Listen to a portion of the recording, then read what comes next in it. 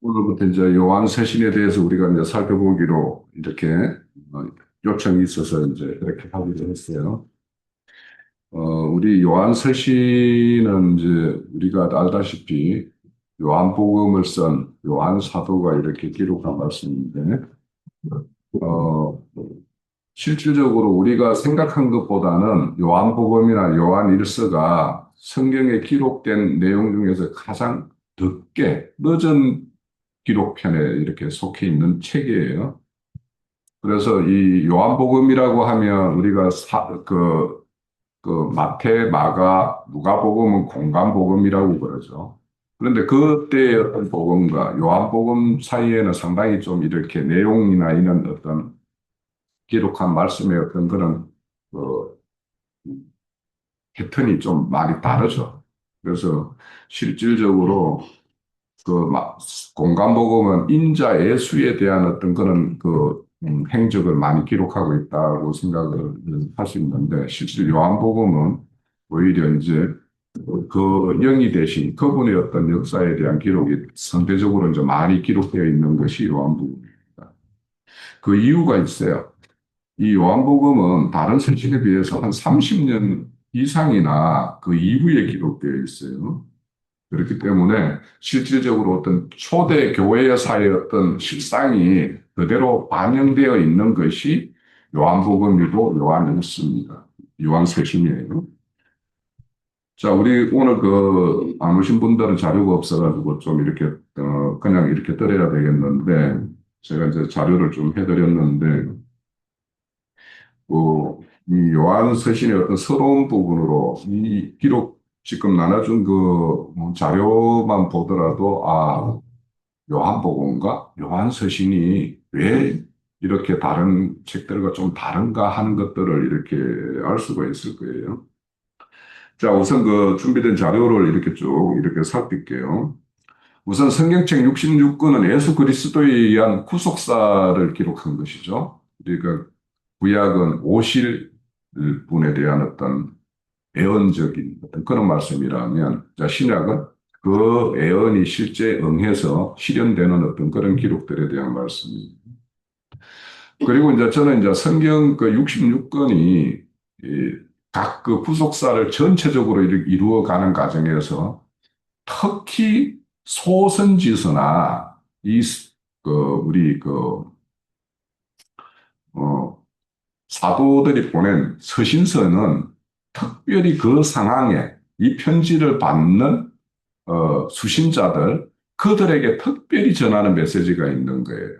그래서 그런 어떤 특별한 어떤 그 역사적인 배경이나 그런 어떤 사도가 이 서신을 통해서 꼭 그 교회에게 전해주고 싶은 어떤 그런 것을 이렇게 놓치면 이 말씀의 해석이 다른 방면으로 이렇게 번져갈 수가 있어요. 그래서 이런 어떤 소선지서 이런 것들은 딱 그 어떤 주제에 우리가 좀 포커싱을 좀 맞출 필요가 있겠다 싶고.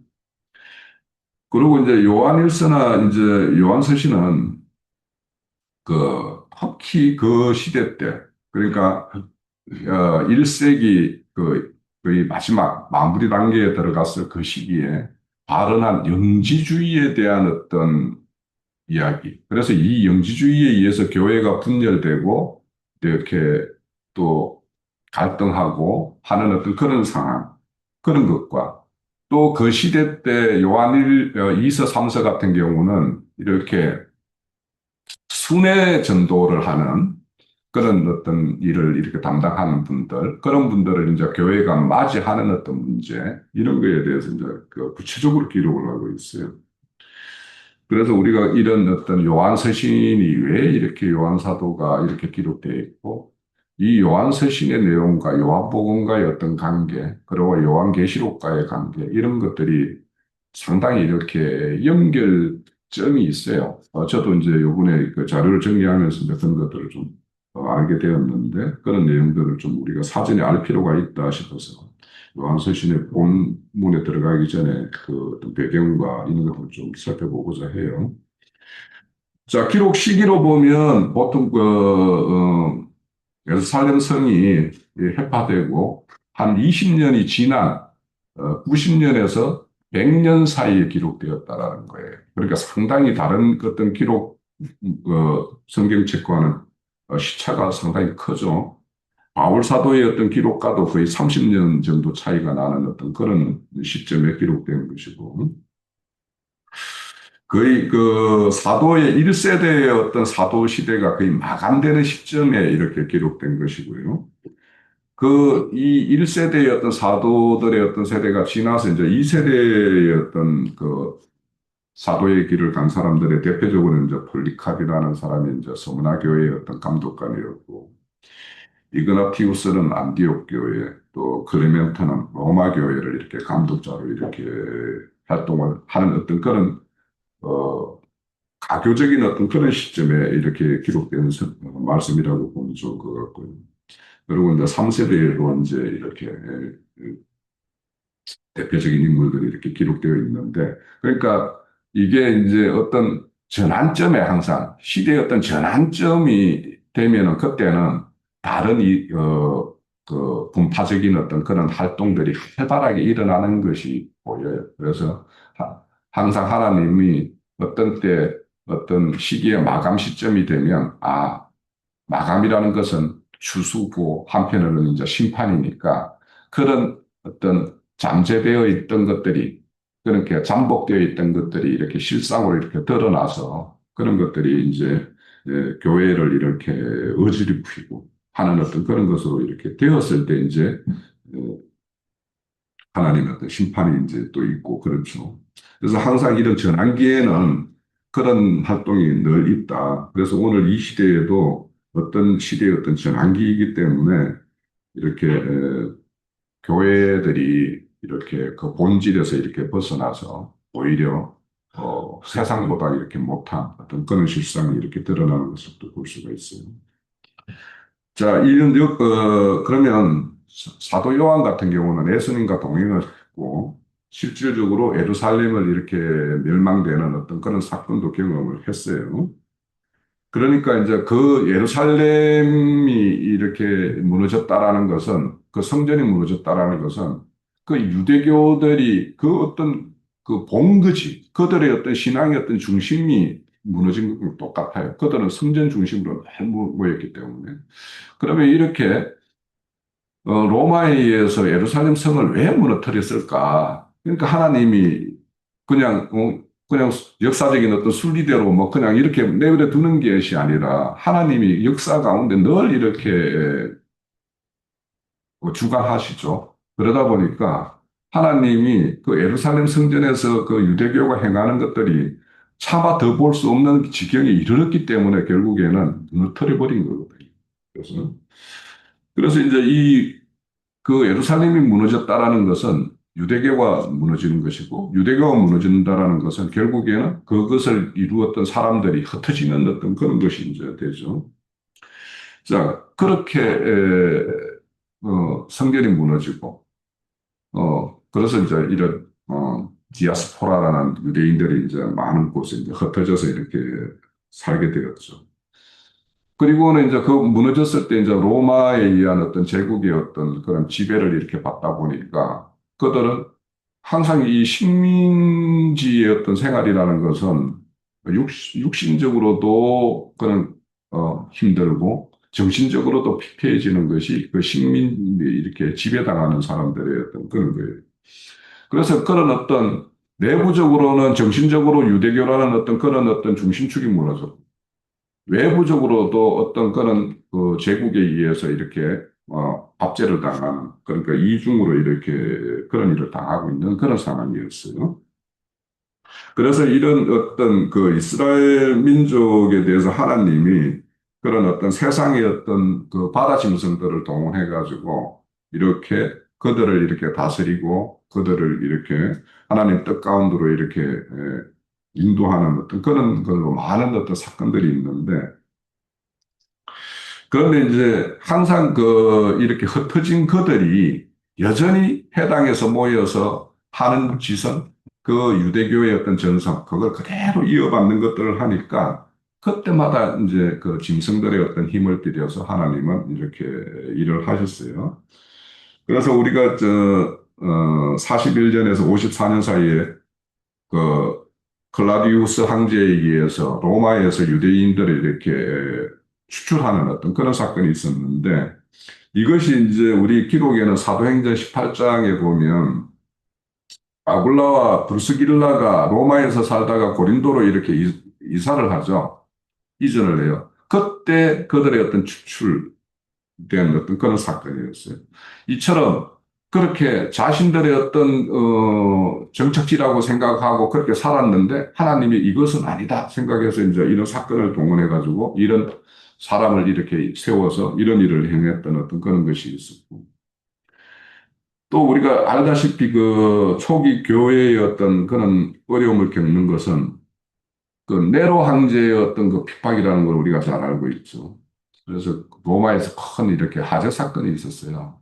근데 그 화재 사건이 뭐 누구에 의해서 일어났는가는 이제 그 분명하지는 않는데 그 화재 사건의 그 범인으로 유대인들, 기독교인들이 이렇게 그 지목이 되었어요. 그러다 보니까 이제 실질적으로 그 로마 사회의 유대인과 기독교인들이 그들 사이에서는 이렇게 잘 흡입이 되지 않는 거죠. 그 당시 황제 숭배라든지 뭐 이런 것들이 이제 그런 것들을 거부하는 어떤 그니까 그리고 그들은 이제 그들끼리 많이 모여서 이렇게 비밀 해압을 하고 이렇게 하니까 그 사회로 보면은 눈의 가시와 같은 거죠. 그러다 보니까 이제 그들을 이렇게 박해하는 어떤 그런 사건이 이제 네로의 어떤 박해 사건인데 그로 인해 가지고 그 사도 베드로나 바울 사도가 이렇게 참수형을 당했다라고 그렇게 이야기가 되죠.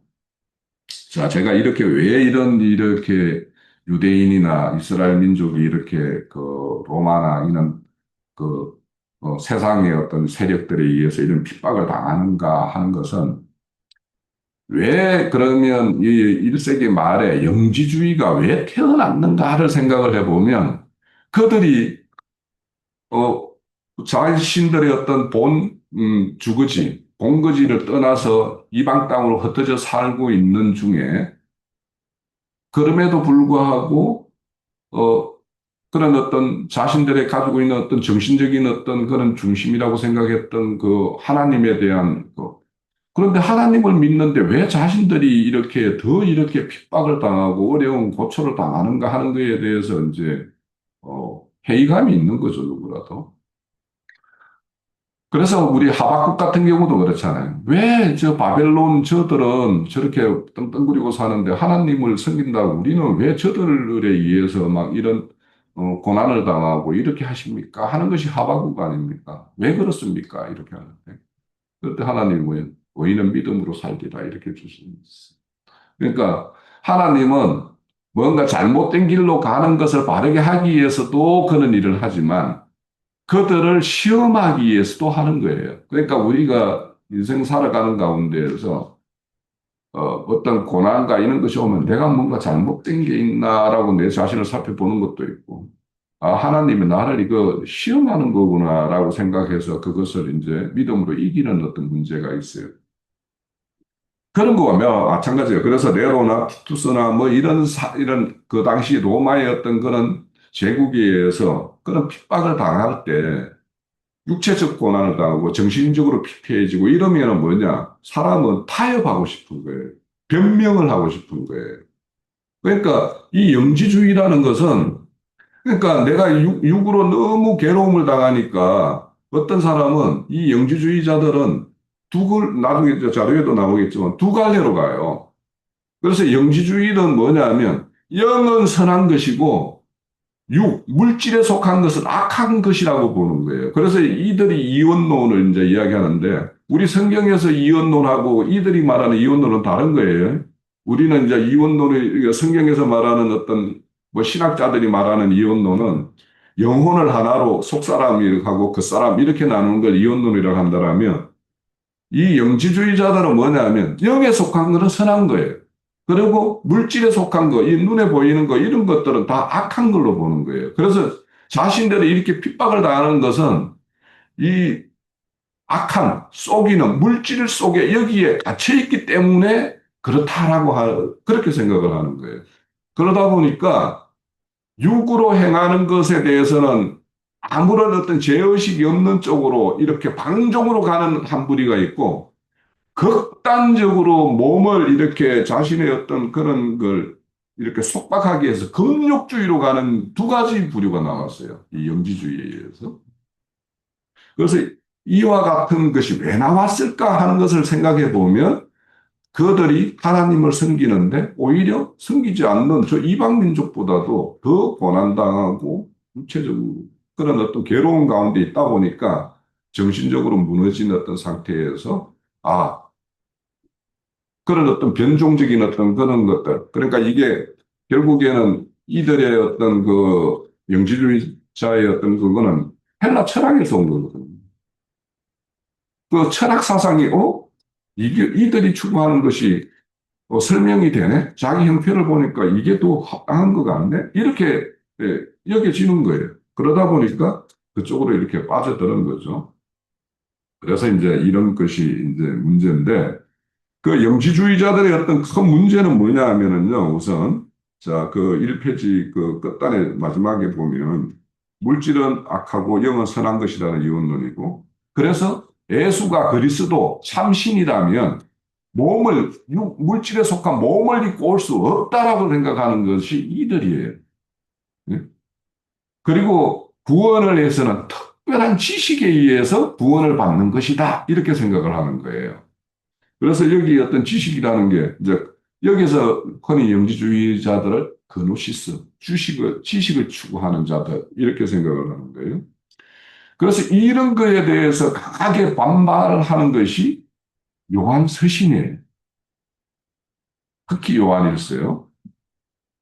자, 그래서 우리가 성경 말씀 중에 보면 요한일서 4장 2절에 이제 언급된 말씀 보면 예수 그리스도께서 육체로 오신 것을 시인한 자마다 하나님의 속한 것이요. 이렇게 말씀이 있어요. 왜 이런 말이 나왔겠냐라는 거예요.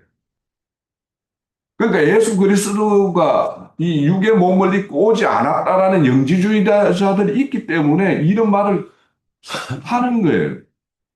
우리 같은 경우는 이런 거에 대해서 예수님이 육체로 이렇게 입고 오지 않았다라면 참 사람의 모양으로 오지 않았다라면 그분이 어떻게 우리의 제물이 돼줄 수 있어? 제물이 돼줄 수 없잖아. 이렇게 우리는 그 어떤 구약의 어떤 제사 제도나 이런 걸 다 이렇게 끌어와서 그가 어린 양으로 오셨다.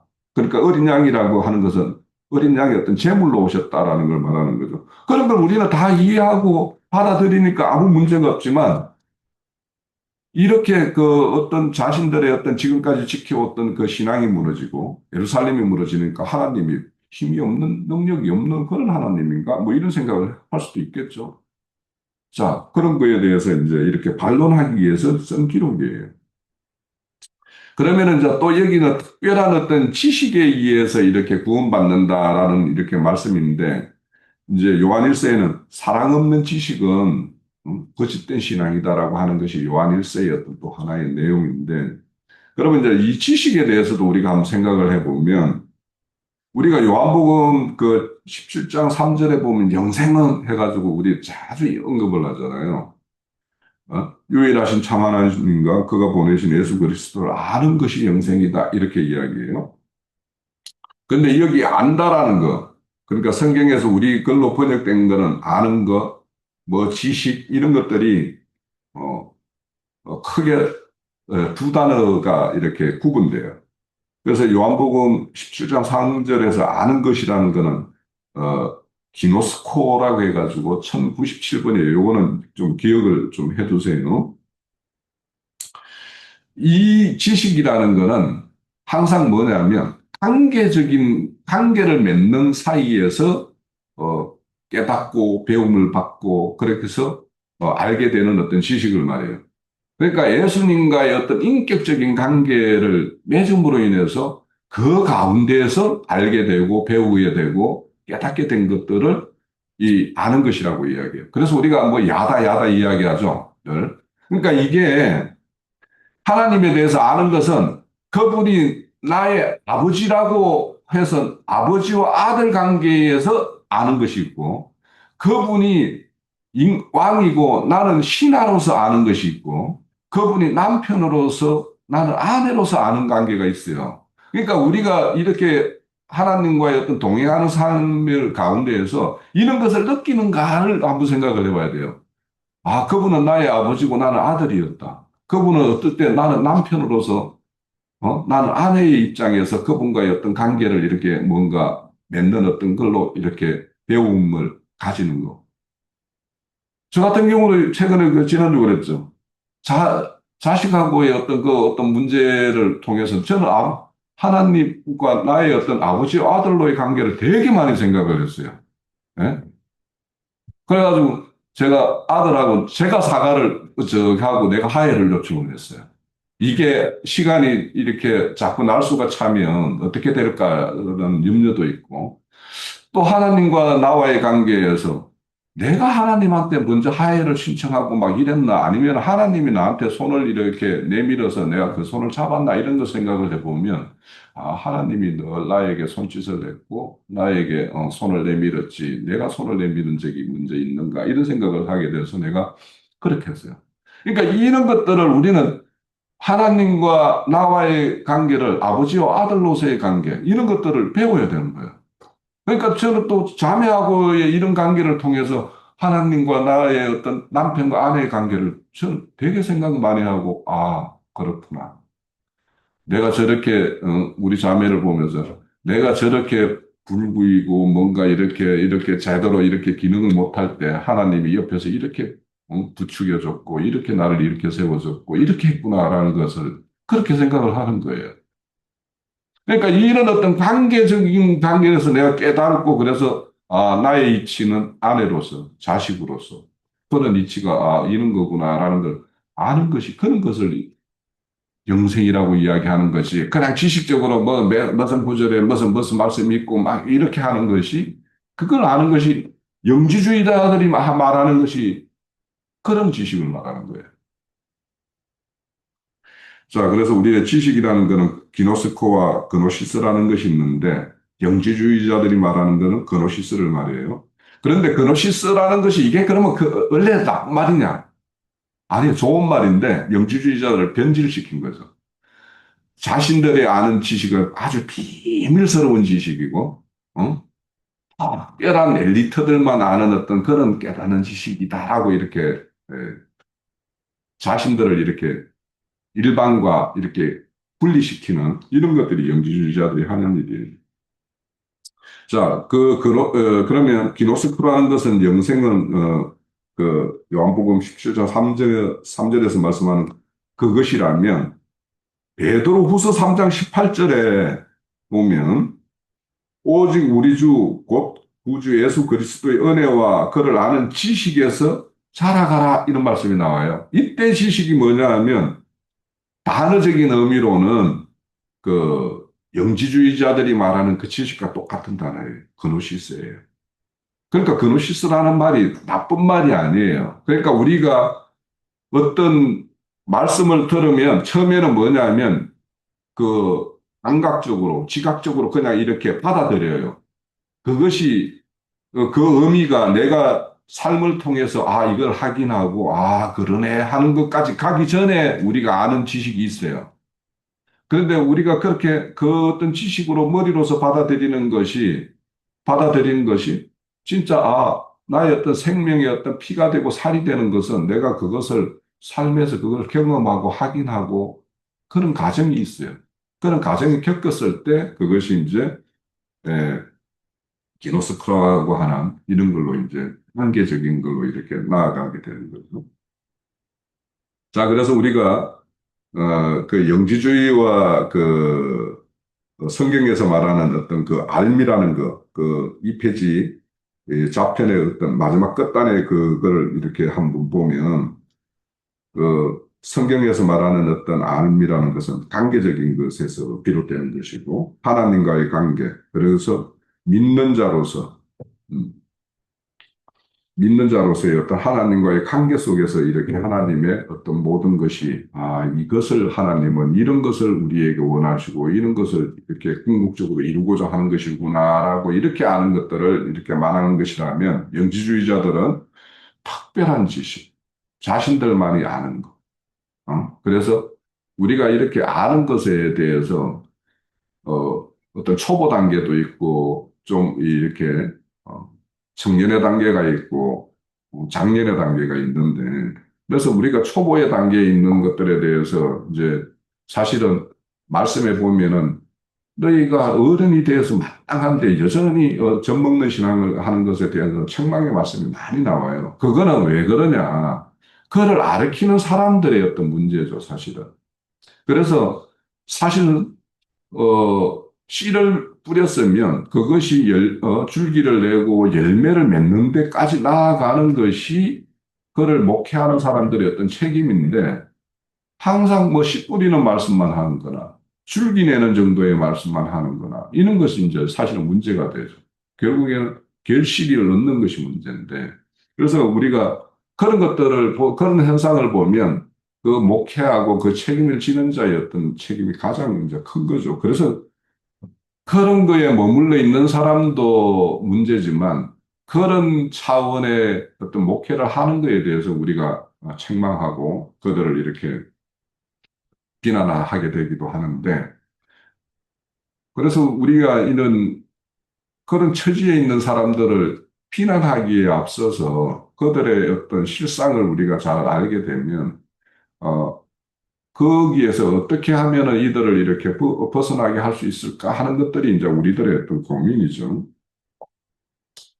자, 이런 어떤 영지주의자들이 문제는 뭐냐 하면 교회 내에서 분열을 시켜요. 결국에는. 자, 교회의 어떤 가르침이 어떤 방면으로 이렇게 흘러가고 있는데 다른 것이 와가지고 여기에다가 섞어버리면 이제는 거기에는 이제 처음에는 이제 분란이 일어나고 혼란이 일어나고 나중에는 이제 분파가 되고 이렇게 되는 것인데 우리 요한일서 2장 19절에 보면 그 영지주의자들이 그 어디에서 태어난 것이 아니에요. 원래 우리와 함께 있다가 나간 자들이다. 이렇게 말을 해요.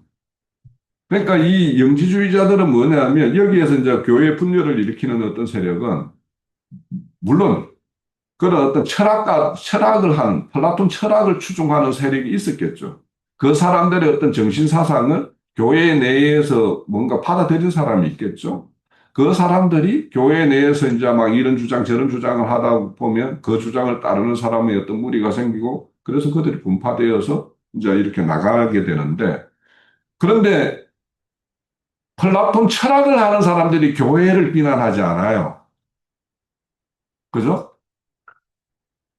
문제는 뭐냐 하면 교회 생활을 하다가 그들의 어떤 철학 사상을 받아들인 사람들이 나가게 되면 그 사람들이 교회를 공격을 하게 됩니다. 항상. 그래서 뭐 절간에 절이 교회 비난 안 하잖아요. 그죠? 근데 교회에 있다가 뭔가 자기만의 어떤 세계를 추구하고 그래서 그 어떤 무리를 얻은 사람들이 교회를 공격해서 교회 사람들을 이렇게 자기 쪽으로 이렇게 돌리고자 하는 것이 이제 그들의 어떤 하는 일이니까. 그래서 이렇게 분파가 일어나는 어떤 그런 문제가 있었고, 요한 서신 2서와 3서는 그 당시에 이제 순회 전도를 하는 그 사람이 있었단 말이에요. 근데 이들 중에서 이제 영지주의에 이렇게나 다른 어떤 이교적인 어떤 그런 걸 받아들이는 사람들이 이렇게 순회 이렇게 전도사로 이렇게 활동을 하고 있었던 거예요. 그러다 보니까 그런 자들에 대해서 이렇게 잘못된 그런 이단적인 요소를 가지고 있는 그런 사람들을 너희들이 교회에다 들이지 말아라 하는 것이 이제 요한 2세의 내용입니다. 그래서 진리 안에서 사랑을 하라. 거짓 가르침을 이렇게 경계하라는 것이 요한 2세의 어떤 중심 내용인데 이제 뭐 앞으로 이제 다루겠지만 그럼 진리 안에서 사랑한다라는 거 이거 참 우리 큰 주제이기도 해요. 그러니까 도대체 진리를 사랑하는 것과 진리로 사랑하는 것과 진리 안에서 사랑하는 것, 이게 어감이 조금 차이가 있죠. 예? 그러니까 진리를 사랑하는 것은 우리가 성경 말씀이 이제 진리이면 성경 말씀을 사모하고 성경 말씀을 추구하고 이런 것은 이제 진리를 사랑하는 것이고 진리 안에서 사랑하는 것은 진리가 뭐예요?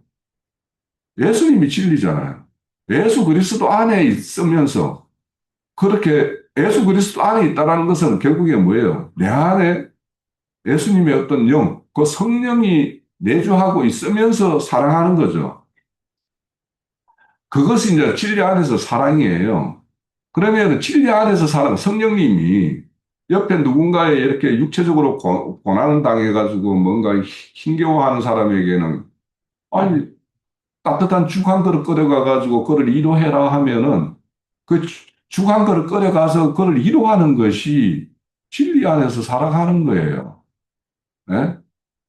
근데 이거를 진리 안에서 살아간다는 걸 성경 말씀 가지고 뭔가를 깨닫게 하는 것만 진리라고 이야기하는 것이 그게 맞는가 하고 생각을 해요.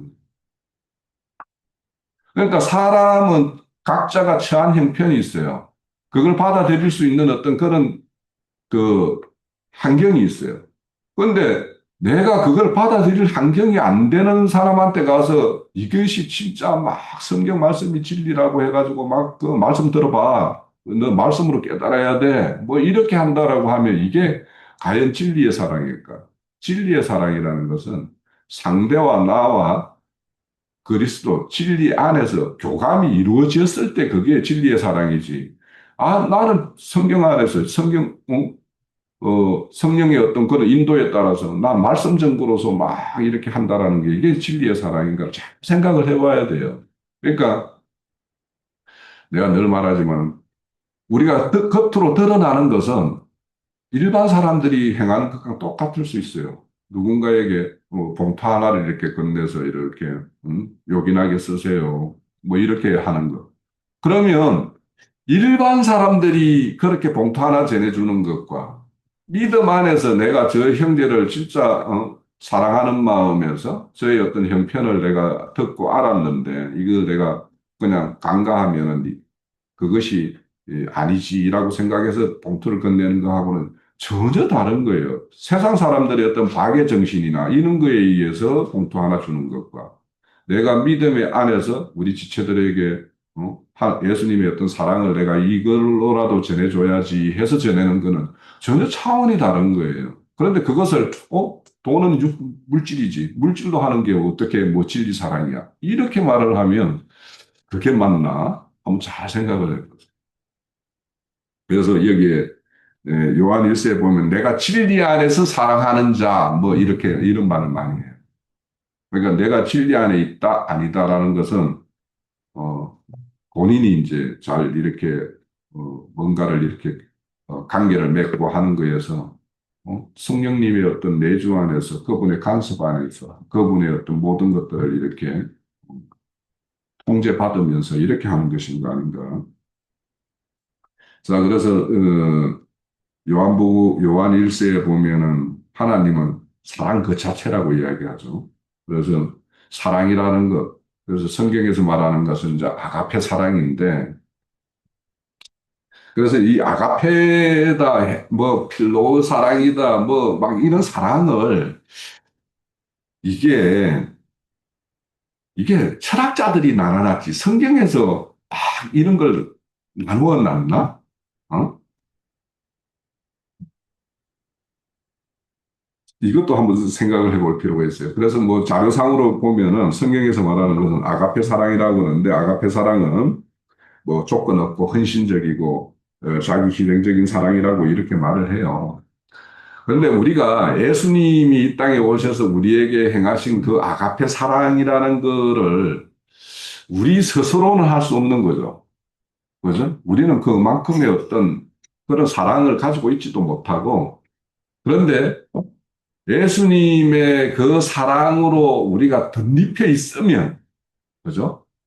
내 안에 나의 어떤 생각과 예수님, 어떤 성령님의 어떤 그런 것이 주권이 누구에게 있는가에 따라서 그 사람을 통해서 아가페 사랑이 나올 수 있고, 우리의 어떤 자아에 의해서 실행되는 어떤 그런 것도 나올 수 있을 거라는 생각이 들어요. 그래서 이거는 굉장히 우리 주권적인 어떤 문제가 있겠다 싶고,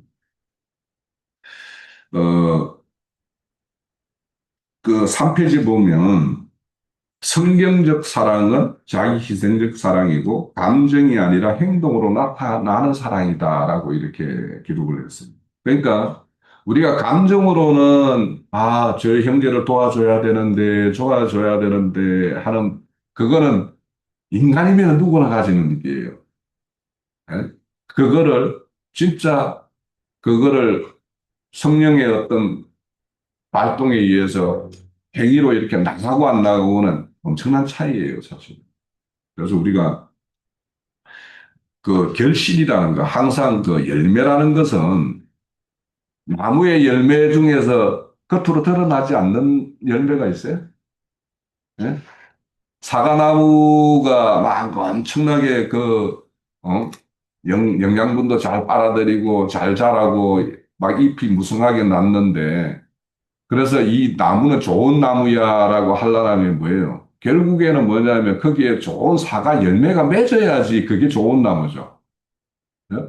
그러면 그래서 우리가 성경은 다 하나님의 사랑을 이야기하고 있는데 이 사랑이 겉으로 드러나지 않는 속으로만 내재해가지고만 나 사랑해 사랑해 한다라는 것이 진짜 사랑인가 그게 열매인가를 생각을 해보면 다른 거예요. 그러니까 이거는 나타난다라는 것은 남한테 막 왼손이 하는 걸 오른손이 막 모르게 하라고 했는데 그러니까 은밀하게 하는 것이지. 그런데 이거를 막 드러내놓고 할 필요는 없지만은 거기 실제로 사랑한다라고 하면서 뭔가가 이렇게 실행되지 않는다라면 이게 사랑이겠는가. 그래서 우리가 야고보서에 뭘 말하죠. 형제 자매가 헐벗고 일용한 양식이 없는데 편안히 가라, 잘 가라. 이렇게 말만 하면은 이게 사랑이겠는가. 그러니까 그건 내 말로, 내 생각에만 머물러 있는 어떤 그 수준의 어떤 사랑이고, 그것이 실질적으로 이렇게 내 사랑이, 어, 하나님으로부터 덧입힌 그 사랑이 나를 통해서 내가 어떤 그는 수단이 되어서 이렇게 나가게 되는가 하는 것은 전혀 다른 문제예요. 자, 그래서 우리가 사랑은 어, 참된 것을 이렇게 행한다. 진리 안에서 참된 것을 행한다. 이런 것들을 우리가 생각을 해보면 내 안에 진리가 어떤 걸로 작동되는 어떤 진리인가? 내 안에 있는 사랑이 뭔가로 이렇게 표현되는 어떤 사랑인가? 이런 거에 대해서도 우리가 널리 생각을 해보면 요한 1서의 어떤 에서 그 이서에서의 어떤 어떤 되고자 해가지고 받아들이지도 않는 어떤 그 어떤 교회 목회자 그런 어떤 실상 어, 그래서 이 요한 이 1서와 3서까지의 내용은 굉장히 우리 어떤 교회 생활의 어떤 실제를 이야기하고 있어요. 그래서 우리가 요한 서신을 보면서 앞으로 이렇게 나눌 내용들을 보면 내 안에 예수님이 뿌린 어떤 그 씨가 진짜 이렇게 좋은 어떤 결실을 맺는 걸로까지 이렇게 나아가는 그 사랑인지 아니면 뭔가 이렇게 생각에서 머물러 있고 이렇게 잠재되는 어떤 그런 사랑인지 그래서 그것이 부족하다라면 우리가 정말 나를 통해서 예수님의 어떤 사랑이 이렇게 전달되는 어떤 잘 통로가 되는 것 그래서 나에게 뭔가가 부족하면 그걸 좀 채워달라고도 내 그 예수님의 사랑을 좀 표현할 수 있도록 채워달라고 그거는 마음으로도 물질적으로도 뭐 여러 방면이 있겠죠. 그걸 위해서 이렇게 우리가 기도한다라면 어? 예수님이 모든 것인데 뭐 정말 이 친구를 통해서 이 형제를 통해서 뭔가 옆에 저 형제의 어떤 부족을 이렇게 충족시키기 위해서 필요하다라면 그거 왜 안 채워주겠어요? 그런 것을 이제 우리가 그 실질적으로 삶을 통해서 경험하게 되면 하나님 앞에 내 솔직한 마음을 드러내놓고 구하기도 하고 또 그것을 이렇게 함께 이렇게 공유하면서 우리 형제 사랑을 이렇게 함께 확인도 하고 하는 시간들이 필요해요. 교회라는 게. 그래서 앞으로 우리 그 뒤쪽으로 나가면서 이제 요한 서신이 왜 기록되었고 요한복음의 기록의 내용에서도 왜 이런 말씀이 던져졌는가 하는 것들을 우리가 좀 더 하나하나 좀 살펴볼 수 있을 것 같아요. 자, 첫 시간은 우리 이 정도로 하죠. 40분 됐네요.